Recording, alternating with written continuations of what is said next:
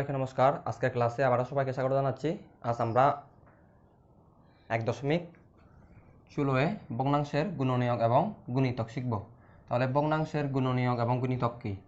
এই গুণনীয়ক জিনিসটি আমরা পাই গসাগু থেকে এবং গুণিতক জিনিসটি পাই আমরা লসাগু থেকে। তাহলে আমরা যদি প্রথমে 3/4/9/2 এই প্রদত্ত দুইটি ভগ্নাংশের ভাগফল নির্ণয় করি, তাহলে ভাগফল নির্ণয় করলে আমরা একটি পূর্ণ সংখ্যা পাবো।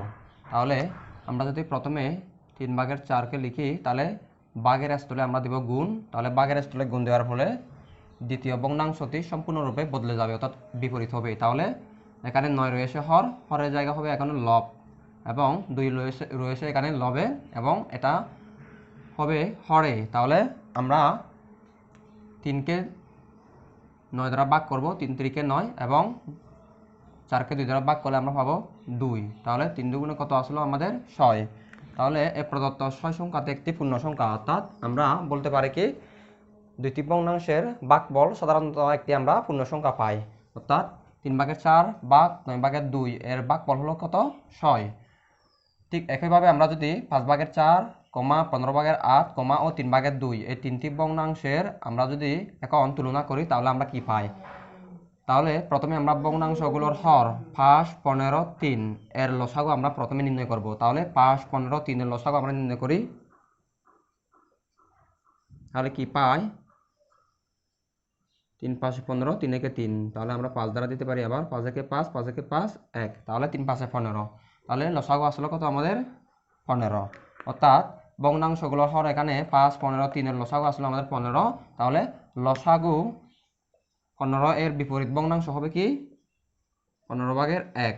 এর পূর্বের ক্লাসে আমরা কিভাবে বিপরীত ভগ্নাংশ বের করতে হয় শিখেছি। তাহলে এখন এই 15/1 এই ভগ্নাংশ দ্বারা, অর্থাৎ এই বিপরীত ভগ্নাংশ দ্বারা আমরা প্রত্যেকটি ভগ্নাংশকে পৃথক ভাগে ভাগ করব। তাহলে 5/4 ভাগ হবে আমাদের 15/1। ঠিক একইভাবে দুইটি ভগ্নাংশের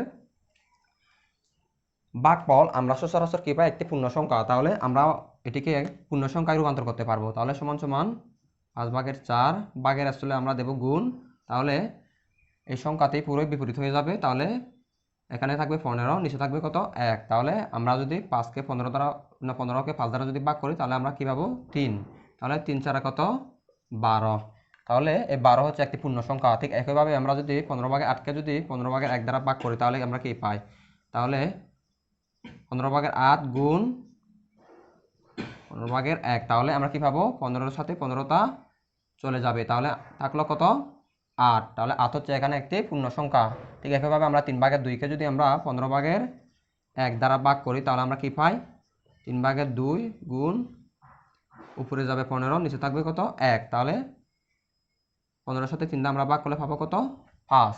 তাহলে 5 দুগুণে কত থাকলো আমাদের? 10। তাহলে 12, 8, 10 এই প্রত্যেকটি সংখ্যাই হচ্ছে এখানে একটি পূর্ণ সংখ্যা। অর্থাৎ আমরা কি করলাম?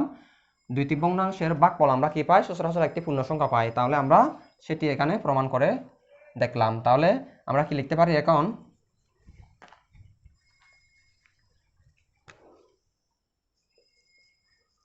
দেখা যায় 15/1 ভগ্নাংশটি দ্বারা 5/4, 15/8, 3/2 ভগ্নাংশগুলো বিভাজ্য।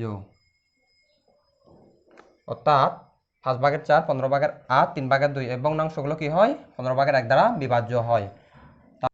সুতরাং 5/4, 15/8, 3/2 ভগ্নাংশগুলোর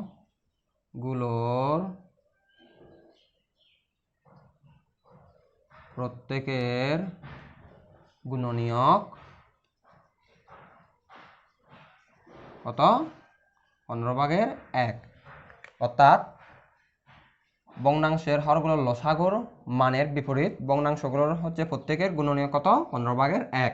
ঠিক একইভাবে আমরা এখন ভগ্নাংশের লব কত দিয়ে আছে এখানে? 4, 8, 2। তাহলে 4, 8, 2 এর কি করব? আমরা গসাগু করব। তাহলে এই গসাগুটি আমরা ভাগ প্রক্রিয়ার সাহায্যে নির্ণয় করি।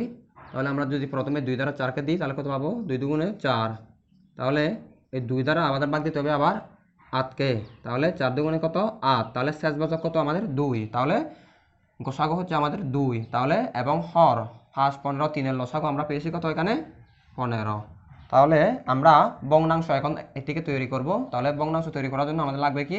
লব একটি, হর একটি। তাহলে লব আছে এখানে 2, হর হচ্ছে এখানে 15। অর্থাৎ ভগ্নাংশ আমরা পেলাম কি? 15/2। এই 15/2 দ্বারা আমরা এই প্রত্যেকটি সংখ্যাকে আমরা পৃথকভাবে ভাগ করব। তাহলে 5/4 ভাগ 15/2 সমান সমান আমরা লিখতে পারি 5/4 গুণ লবের জায়গায় এখন 15, হরের জায়গা হবে এখন 2। তাহলে আমরা যদি 5কে যদি 15কে যদি 5 দ্বারা ভাগ করি তাহলে আমরা পাবো 3, 4কে 2 দ্বারা ভাগ করলে আমরা পাবো 2। তাহলে আমরা পাচ্ছি কত এখানে? 6। তাহলে 15/8কে যদি আমরা 15/2 দ্বারা ভাগ করি তাহলে কি পাবো? আবার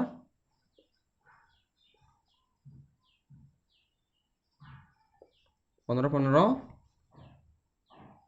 ভাগ করলে আমরা 1 পাই, এবং 8কে যদি 2 দ্বারা ভাগ করলে আমরা পাই কত? 4। তাহলে ঠিক একইভাবে যদি আমরা আবার 15/2 দ্বারা ভাগ করি তাহলে কি পাবো? 3/2 গুণ 2/15। তাহলে আমরা 15কে 3 দ্বারা ভাগ করলে আমরা পাবো 5, 2 এর সাথে 2 চলে যাবে, অর্থাৎ থাকলো কত? 5। অর্থাৎ 6 4 5 এই প্রদত্ত ভগ্নাংশগুলো এখানে কি? এক একটি পূর্ণ সংখ্যা। তাহলে আমরা ঠিক একইভাবে আমরা কি লিখতে পারি? এখন দেখা যায় 15/2 ভগ্নাংশটি দ্বারা 5/4, 15/8, 3/2 ভগ্নাংশগুলো বিভাজ্য। ঠিক একইভাবে যদি আমরা লিখি, সুতরাং 5/4, 15/8, 3/2 ভগ্নাংশগুলোর প্রত্যেকের গুণনীয়ক 15/2। অর্থাৎ আমরা একই অঙ্ক আমরা 2 নির্ণয় করলাম। অর্থাৎ আমরা প্রত্যেকের গুণনীয়ক দেখে ফেলাম 15/1 এবং প্রত্যেকের গুণনীয়ক পেলাম আমরা কত? 15/2। তাহলে আমরা কি বলতে পারি? প্রদত্ত ভগ্নাংশগুলোর লবের সাধারণ গুণনীয়ক হবে গুণনীয়ক ভগ্নাংশের লব। অর্থাৎ প্রদত্ত ভগ্নাংশের লবের সাধারণ গুণনীয়ক হচ্ছে কি? গুণনীয়ক ভগ্নাংশের লব। ঠিক একইভাবে যদি আমরা বলতে পারি প্রদত্ত ভগ্নাংশগুলোর হরের সাধারণ গুণিতক হচ্ছে গুণনীয়ক ভগ্নাংশের হর। তাহলে আমরা কি পাই? সাধারণ গুণনীয়ক হলো ভগ্নাংশগুলোর লবের সাধারণ গুণনীয়ক এবং ভগ্নাংশগুলোর হরের সাধারণ গুণনীয়ক। অর্থাৎ প্রত্যেকটি ভগ্নাংশ অসংখ্য কি থাকে? সাধারণ গুণনীয়ক থাকতে পারে। অর্থাৎ আমরা কি বলতে পারি? প্রদত্ত ভগ্নাংশগুলোর লবের সাধারণ গুণনীয়ক হচ্ছে গুণনীয়ক ভগ্নাংশের লব, প্রদত্ত ভগ্নাংশের হরের সাধারণ গুণনীয়ক হচ্ছে গুণনীয়ক ভগ্নাংশের হর। তাহলে সাধারণ গুণনীয়ক মানে হলো ভগ্নাংশগুলোর লবের সাধারণ গুণনীয়ক এবং ডিভাইডেড বাই ভগ্নাংশগুলোর হরের সাধারণ গুণিতক। তাহলে আমরা প্রথম অঙ্ক কিভাবে করেছিলাম? 3/4 ভাগ 9/2কে শুধুমাত্র আমরা দুইটি ভগ্নাংশের লবের ভাগফল পেয়েছিলাম একটি পূর্ণ সংখ্যা। তাহলে আমরা বলতে পারি কি? প্রথম ভগ্নাংশ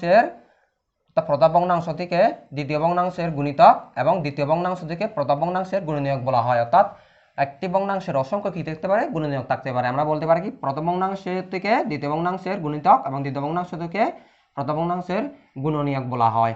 তাহলে আমরা এই অঙ্কতে আমরা 2 নির্ণয় করলাম কি?